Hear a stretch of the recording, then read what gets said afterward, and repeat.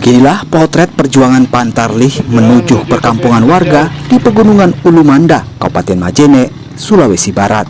Mereka berjuang melewati jalan berlumpur untuk tiba di pulau Desa Popenga, Kecamatan Ulumanda, Majene. Pantarlih dan panitia pemungutan suara di Desa Popenga harus ekstra hati-hati saat melintasi wilayah ini. Mereka harus menggunakan motor yang dimodifikasi sesuai jalan berlumpur.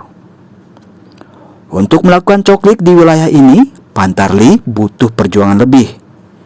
Tiba di perkampungan warga, mereka harus memeriksa kondisi motor agar tidak terhambat saat perjalanan pulang.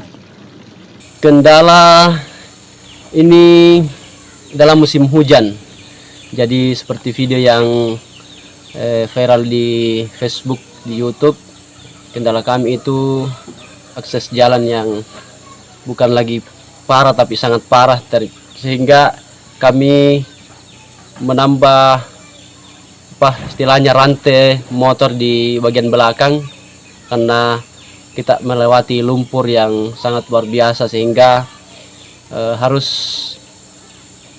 membuat motor itu, mendesain ban motor itu sedemikian rupa supaya bisa melewati seperti kita yang lihat di video kemarin.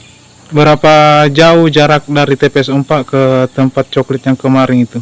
Dari TPS 4 yang pertama kurang lebih 7-8 km, kemudian daerah yang ada di video itu kurang lebih 3 km perjalanan. Untuk pemutahiran data, Pantarlih akan mencoklik 720 jiwa yang masuk daftar penduduk potensial pemilih pemilihan atau DP4. Ini dilakukan untuk mensukseskan pilkada serentak yang dilaksanakan pada 27 November 2024 mendatang. Edwin Arampitu, Kompas TV, Majene, Sulawesi Barat.